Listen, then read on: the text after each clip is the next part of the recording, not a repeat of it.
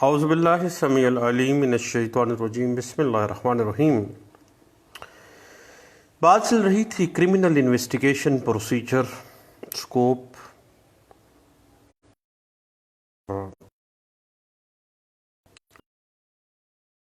Judicial proceedings میں value ہے system کے اندر کہاں فال کرتا ہے۔ تو صاحب کسی بھی جرم کے خلاف قانون کو حرکت میں لانے اور ایک مجرم کو کیفیت لانے کے لیے پولیس کی درج جو کی گئی ایف آئی آر ہے وہ سب سے پہلا قدم ہے۔ ایف آئی آر کی بنیاد پر ہی اس جرم کی تفتیش کی جاتی ہے اور یہ تفتیش ہی ہے جس کی بنیاد پر ایک انویسٹیگیشن آفیسر جرم کے حوالے سے تمام معلومات اکٹھی کر کے کسی حتمی نتیجے تک پہنچنے کی کوشش کرتا ہے اور پھر ملزم کے خلاف عدالت میں چلان پیش کرتا ہے۔ جہاں تک معاملہ تفتیش اور اس کے طریقہ کار سے متعلق ہے تو سب سے پہلے ہم چلتے ہیں کوڈ آف کرمنل پروسیجر 1998 کی جانب، جس کو بروئے کار مجرموں کو انصاف کے کٹہرے میں کھڑا کرنے کا موجود ہے، اور اس لیے ضروری ہے کہ تفتیش کے طریقہ کار کی وضاحت، تمام داد رسی کا طریقہ کار اس مقررہ سی آر پی سی یا پولیس رولز 1934 یا پولیس آرڈر 2002 کے جو تفتیش کے یہ ہیں، اگر وہ انویسٹیگیشن سے متاثر ہو رہا ہے تو کس طرح سے وہ اپنا داد رسی حاصل کر سکتا ہے۔ سب سے پہلے section 4 sub section I investigation کی یہ کہتی ہے کہ تفتیش سے مراد 1998 کے تمام کارروائیاں ہیں جو کوئی پولیس آفیسر یا مجسٹریٹ کی طرف سے با اختیار شخص شہادت جمع کرنے کے لیے عمل میں لاتا ہے، یعنی کلیکشن آف ایویڈنس کے لیے جو پروسیڈنگز کی جا رہی ہیں۔ سیکشن 4 سی پی سی 1908 اس کو ڈیفائن کر رہی ہے کہ that will be termed as investigation. اب اس حوالے سے یاد رکھیے گا صاحب کہ تفتیش میں ملزم کے خلاف شہادت اکٹھی کی جاتی ہے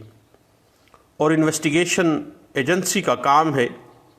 کہ وہ کلیکشن آف ایویڈنس کرے۔ پولیس کا کام اپنی رائے قائم کرنا قطعی صورت نہیں ہے کہ کون گنہگار ہے۔ ہمارے ہاں یہ ایک بہت بڑا معاملہ ہے کہ بھئی آپ کی انویسٹیگیشن میں کیا کوئی بندہ گنہگار ہے، کوئی بے گناہ ہے؟ کہاں پہ قانون اس چیز کی اجازت دے رہا ہے؟ حضور قطعی صورت یا انویسٹیگیشن ایجنسی کا کام کلیکشن آف ایویڈنس ہے کہ فلاں بندہ گنہگار ہے یا بے گناہ ہے۔ البتہ تفتیشی جو اپنی رائے ذاتی طور پر اپنی ضمنیوں میں قائم کرتا ہے اس کے حوالے سے بیسک لا ہے کہ ipse dixit of police is not binding on the court.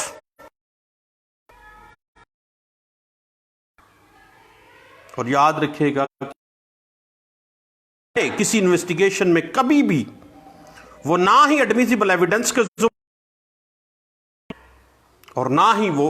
In the I of law کوئی ویٹیج رکھتی ہے۔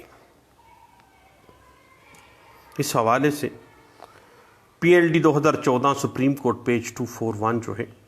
اس حوالے سے میں کچھ گائیڈ لائنز سے دیتی ہے۔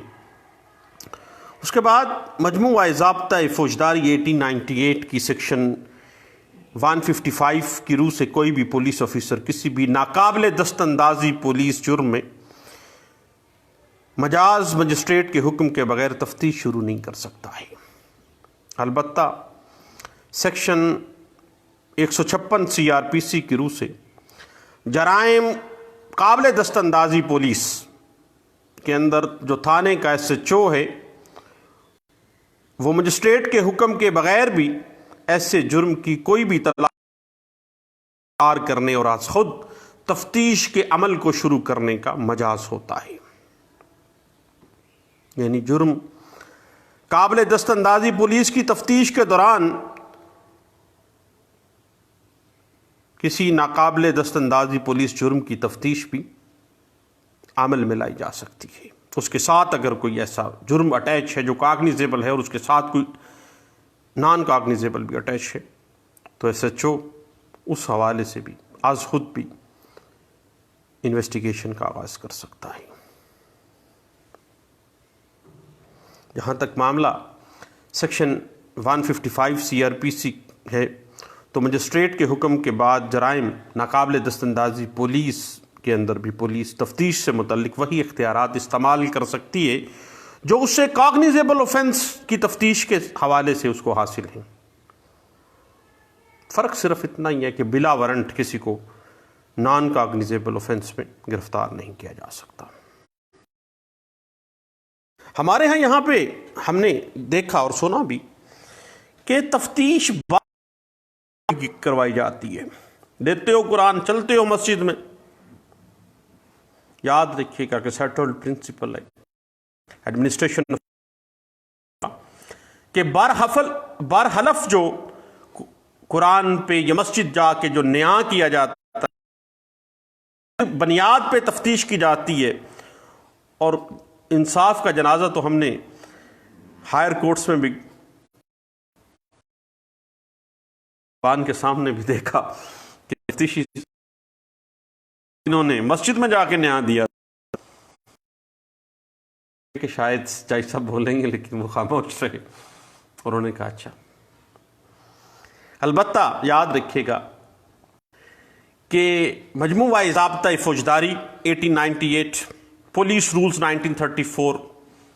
پولیس آرڈر 2002، کہیں پہ بھی تفتیش برحلف یا نیا کے اوپر قانون قطعی اجازت نہیں دیتا اس بات کی۔ اس حوالے سے اگر آپ ایک لینڈ مارک ججمنٹ پڑھیں 2014 PCRLJ پیج 99 کو تو یہ بات کھل کے سامنے آ جاتی ہے۔ اب صاحب اگر ہم پروسیجر کی بات کریں تو مجموعہ ضابطۂ فوجداری 1898 کی سیکشن 157 کی روح سے اگر کوئی موصول ہونے والی اطلاع پر یا کسی اور طریقے سے اس گمان کی معقول وجہ موجود ہے کہ کسی ایسے جرم کا ارتکاب ہوا ہے جس کی تفتیش 156 CRPC کے تحت SHO کو حاصل ہے تو پھر ضروری ہے کہ وہ مجاز مجسٹریٹ کو بذات خود موقع واردات کا جو موقع ہے، جو کرائم سین ہے، وہاں پر پہنچ جائے یا کسی مجاز ماتحت عہدے دار کو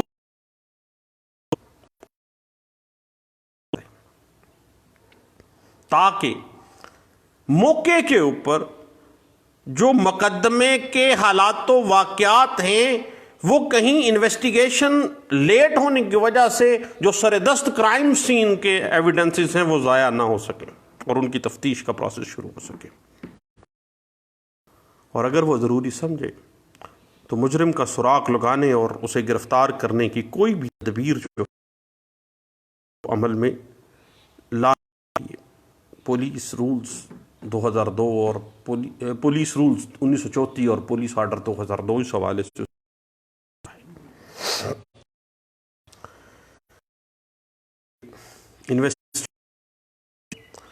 اپنے زیر تفتیش کیس کی اصل حقائق معلوم کرنے کے لیے investigation officer the sake of investigation اس کیس کی اصل حقائق معلوم کرنے کے لیے موقع واردات پر جا کر موجود لوگ مشتبہ اگر کوئی شخص اس کو شک ہے کسی شخص پہ یا جو گواہان ہیں ان کے بیانات قلم بند کرتا ہے۔ اور جن شخص پہ کے اوپر جس بھی بندے کے اوپر اس کو شک ہو اس کی کو عمل میں لا سکتا ہے. اگر کوئی آلات جرم اس کے نالج میں آئے ہیں اور تفتیش سے متعلق کوئی دیگر اشیاء اس کے نالج میں آئی ہیں تو اس کو قبضے میں لینے کے لیے وہ کر سکتا ہے. اور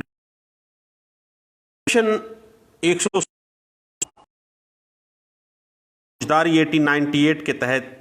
انویسٹیگیشن آفیسر اس بات کا بھی مجاز ہے کہ تحریری حکم کے ذریعے اس پولیس اسٹیشن یا کسی پولیس اسٹیشن کی حدود کے اندر رہائش پذیر کسی جو اس وقوع یا اس جرم کے حوالے بھی معلومات رکھتا ہے اور اس شخص کے لیے لازم ہے. اور جس شخص کو انڈر سیکشن 160 CRPC 1898 طلب کیا جاتا ہے اس کے لیے قانون ہے کہ وہ عند الطلب جہاں پہ اس کو کہا جائے وہ حاضر ہوئے اور اپنا بیان قلم بند کروائے. اس کے بعد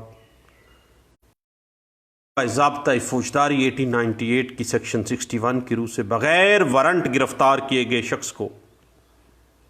24 آورز کے اندر مجسٹریٹ پیش. اور سیکشن 61 کہتا ہے کہ اگر جرم کی تفتیش مکمل نہ ہو سکے تو پھر سیکشن اگر صاحب کے اندر ہوتی ہے تو پھر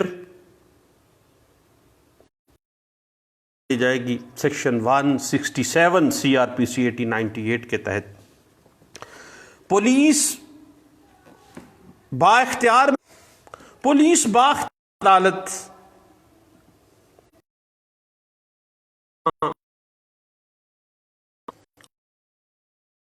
اس کا جوڈیشل ریمانڈ حاصل کرے گی، فزیکل ریمانڈ اس کا لے گا فزیکل ریمانڈ لینے کے بعد ملزم کو بغرض تفتیش